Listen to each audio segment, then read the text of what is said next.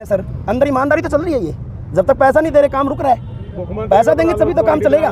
ये ईमानदारी है। यहाँ पे 100 करोड़ रुपए का घोटाला आइडिया लगाई इन लोगों ने, पैसे ले लेके लगाई। गवर्नमेंट को भी पैसा नहीं दिया।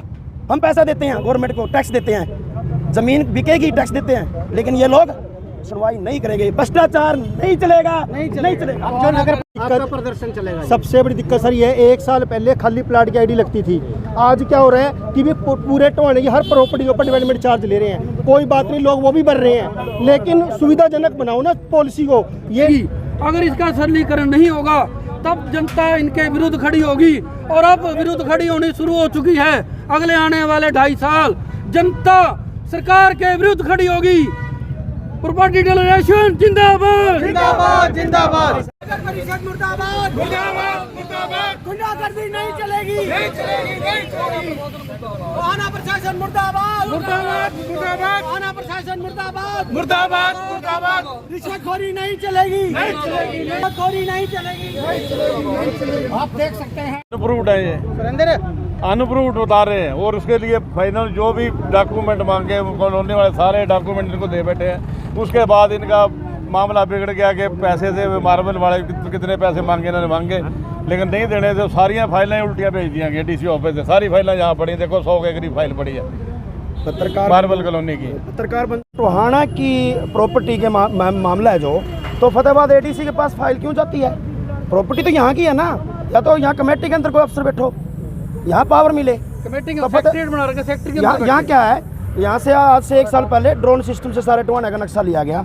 कुछ हिस्सा इन्होंने छोड़ दिया, कुछ हिस्सा लिया गया, लेकिन कमेटी में आते हैं अनप्रूव्ड। अगर वहाँ तहसील के अंदर प्रूव्ड है तो यहाँ अनप्रूव्ड है, अगर यहाँ प्रूव्ड है तो वहाँ अनप्रूव्ड है। तो आम आदमी जाए कहाँ? आज क्या किया गया? आज जितने भी डीलर स्टेशन है, हमारा जितना डीलर स्टेशन है, आज़ाद जी है और पवन जी है और निर्मल जी है, उनके नेतृत्व में प्रदर्शन किया गया है। और हम धरने पर रहेंगे जब तक हमारी समस्या का समाधान नहीं हो। सर अंदर ईमानदारी तो चल रही है। ये जब तक पैसा नहीं दे रहे काम रुक रहा है। पैसा देंगे तभी तो काम चलेगा। ये ईमानदारी है। यहाँ पे 100 करोड़ रुपए का घोटाला आइडिया लगाई इन लोगों ने, पैसे ले लेके लगाई। गवर्नमेंट को भी पैसा नहीं दिया। हम पैसा देते हैं गवर्नमेंट को, टैक्स देते हैं, जमीन बिकेगी टैक्स देते हैं, लेकिन ये लोग सुनवाई नहीं करेंगे। भ्रष्टाचार नहीं चलेगा, नहीं चलेगा। जो नगर प्रदर्शन चलेगा। सबसे बड़ी दिक्कत सर ये है, 1 साल पहले खाली प्लाट की आईडी लगती थी। आज क्या हो रहा है कि भी पूरे टोने की हर प्रॉपर्टी के ऊपर डेवलपमेंट चार्ज ले रहे हैं। कोई बात नहीं, लोग वो भी भर रहे हैं, लेकिन सुविधाजनक बनाओ ना पॉलिसी को। ये नहीं कि भी आप कागज दे दिए। आज अगर हमने ट्रांसफर करवानी है ना प्रॉपर्टी, 2000 रुपये के डॉक्यूमेंट तैयार होते हैं जी, नक्शा, फोटो, पटवारी रिपोर्टें तैयार करते हैं। 2-2 रुपये लगाए एक गरीब आदमी ट्रांसफर के लिए। पिछला रिकॉर्ड अगर दुरुस्त नहीं है तो वो आम पब्लिक की जिम्मेवारी थोड़ा ना है। पिछला रिकॉर्ड तो ये दुरुस्त करेंगे जी, चाहे आप 10 दिन कमेटी बंद कर दो, लेकिन काम सौखा करो ना। लोग अगर धक्के खाते रहेंगे, सुविधा कहाँ हुई? गवर्नमेंट कहती है ऑनलाइन कर दिया, कागज इकट्ठे हो रहे हैं, 2-2 रुपये के डॉक्यूमेंट इकट्ठे कर रहे हैं हम लोग।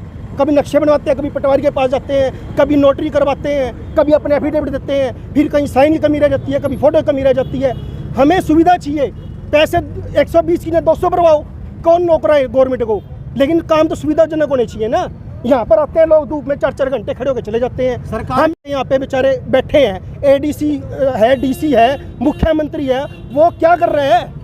हम लोग पागल हो रहे हैं, परेशान हो रहे हैं। गरीब आदमी इकट्ठे करके पैसे खून पसीने कमाई से 100 गज का प्लाट खरीदता है, 200 गज का प्लाट खरीदता है, मकान खरीदता है। पैसे देने का टाइम आता है, लाखों रुपये उसके देने पड़ते हैं, रजिस्ट्री उसकी होती ही नहीं। वो कहाँ जाए बताओ? किसके पास जाए, किसके पास शिकायत करे? हमें तो ये बताओ भैया, हमें ये शिकायत यहाँ होगी जी, और ये हमारा काम सुविधाजनक होएगा।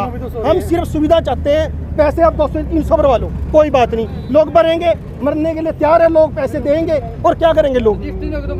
नहीं, आप टैक्स लगा रहे हो, नई पॉलिसी बना रहे हो। अरे सुविधा बनाओ ना, लोगों के धक्के खिलवा रहे हो। चाहे ये एडीसी क्या कर रहा है, यहाँ पे महकमे में जो बंदे बैठे हैं, ये तो कहते हैं हमें ऊपर से आदेश है, चलो हम इनकी कमी नहीं निकालते। ऊपर वाले क्या है?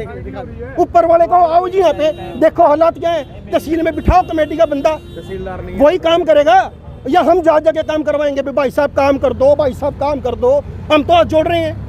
एडीसी जी मार्च से लेके दिक्कत आ रही है जनाब। ये अब तो बहुत ज़्यादा, पहले सिर्फ खाली प्लाट की आईडी लगती थी, अब इन्होंने कहा भी हर प्रॉपर्टी की आईडी बनेगी, हर एक का डेवलपमेंट चार्ज लेंगे। ले लो, कोई बात नहीं। सुविधा सुविधा है ही नहीं। कहाँ जाएंगे हम लोग, बताओ किसके पास जाए खड़े हुए, किसको रोए। MC का जी मुझे नहीं पता, चेयरमैन का जी हमें नहीं पता, अच्छा जी यहाँ का MLA का हमें नहीं पता, जाए किसके पास। जहर खा लेगा बेचारा गरीब आदमी, जब मर जाएगा तब मनेंगे। बताओ क्या करें, 2-2 रुपये करके दुकानों से जोड़ रहे हैं, लॉकडाउन लगा हुआ है, कमाई है नहीं किसी के पास, ब्याजों पे लोग रुपए उठा उठा के प्लाट लेते हैं, यहाँ काम नहीं बनता। हमें तो सुविधा चाहिए भाई साहब, हम सिर्फ सुविधा रहे। हम ये चाहते हैं भी अगर आप ऑनलाइन कर रहे हो सुविधा बनाओ, 2000 रुपए के डॉक्यूमेंट लगाना कहाँ की ईमानदारी है बताओ। वालिया टोहाना प्रोपर्टी रिलेशन का सेक्रेटरी, मैं सिर्फ एक प्रॉपर्टी ID के बारे में शहर वासियों को जो दिक्कतें आ रही हैं, सबसे पहले हमने एक रजिस्ट्री करवा ली, वो रजिस्ट्री करवाने के बाद उसके ऊपर प्रॉपर्टी ID का नंबर लग चुका है, उसके साथ एक एप्लीकेशन लगाई जाए, अपना मलकियत तब्दील की जाए। लेकिन ये कहते हैं जी इस प्रकार के कागज़ 18 तरह के 100 रुपए के एडम्प्टी बोर्ड अंग्रेजी में लिखवा कर लेकर आओ, फिर उसका नक्शा बनवाओ। इन चीज़ों के ऊपर गरीब आदमी के 1800 से 2000 रुपये खर्च हो जाते हैं। उसके बाद 1100 रुपये इनकी फ़ीस है। एक तहसीलदार पहले रजिस्ट्री करता था, सिर्फ 2 से 5000 रुपये में रजिस्ट्री हो जाती थी, लेकिन अब 2-2000 रुपये तो इन प्रॉपर्टी ID के ऊपर लगते हैं। उसके बाद 120 रुपये गज, जहाँ का कलेक्टर रेट 500 रुपये गज है वहाँ पर भी 120 रुपये गज, जहाँ का 14000 रुपये गज कलेक्टर रेट है वहाँ पर भी 120 रुपये गज। ये कहाँ का इंसाफ है? गरीब आदमी को हर जगह से मारा जा रहा है, अमीर को अमीर बनाया जा रहा है, गरीब को गरीब बनाया जा रहा है। मैं सरकार से निवेदन करता हूँ कि ये प्रॉपर्टी ID को सरलीकरण किया जाए। जितना ज़्यादा सरलीकरण करेंगे जनता उनके साथ उनका विश्वास जीतेगी। अगर इसका सरलीकरण नहीं होगा तब जनता इनके विरुद्ध खड़ी होगी, और अब विरुद्ध खड़ी होनी शुरू हो चुकी है। अगले आने वाले 2.5 साल जनता सरकार के विरुद्ध खड़ी होगी। प्रॉपर्टी डीलरेशन जिंदाबाद जिंदाबाद जिंदाबाद। नगर परिषद मुर्दाबाद, देखने 500 रुपये मुर्दाबाद, नगर परिषद मुर्दाबाद मुर्दाबाद मुर्दाबाद। के साथ कोई काम आया था उसका ID बनवाने के लिए, और उसने मुझे बताया कि 3 महीने से वो यहाँ पर चक्कर काट रहे हैं। यहाँ मैं विभिन्न लोगों से मिला, सबकी बातें सुनी, उनकी वीडियो भी बनाई है जिसको मैं ऊपर सरकार तक पहुँचाने का काम करूँगा। फिर और हमारे बहुत सारे प्रॉपर्टी डीलर भाई यहाँ मिले, सभी ने कहा कि 2-3 महीने से चक्कर काट रहे हैं। ME के रूम में भेज देते हैं, ME बलजीत शर्मा के रूम में भेज देते हैं, और बलजीत शर्मा पे तो बहुत सुंदर एक जवाब है कि फाइल ADC के पास गई है। दुर्भाग्यवश टोहाना की म्यूनसिपल कमेटी का जो सुपर चार्ज है वो DMC डिस्ट्रिक्ट म्यूनसिपल जो कमिश्नर है ADC साहब को दे रखा है। लेकिन कुल मिलाकर उन्होंने एक ऐसा चक्कर भी रच दिया हरियाणा सरकार ने पारदर्शिता के करने के चक्कर में कि काम और ज़्यादा खराब हो गया। मैं ये कहता हूँ कि सरकार की मंशा अवश्य स्टार्टिंग में अच्छी रही होगी कि भी एक ट्रांसपेरेंट काम हो, गुजरात मॉडल पर लाकर जैसे हरियाणा में काम करने का प्रयास किया जा रहा है, तो लोगों को कम से कम चक्कर काटने पड़े। लेकिन सरकार की जो अच्छी नीयत थी उस पर अफसरशाही इतनी ज़्यादा हावी है कि यहाँ के जो अफसर हैं वो सरकार को कुछ नहीं समझते हैं। टोहाना हमेशा सत्ता पक्ष के साथ रहा है, टोहाना में हमेशा जो विधायक है वो सत्ता पक्ष का रहा है। लेकिन टोहाना को जिसे पहले बहुत ज़्यादा लक्की कहा जाता था, टोहाना अचानक अनलक्की बन गया है। यहाँ +3 नहीं है, -3 है। तीनों व्यक्ति बबली बराला, निशान सिंह, तीनों सरकार के पार्ट है।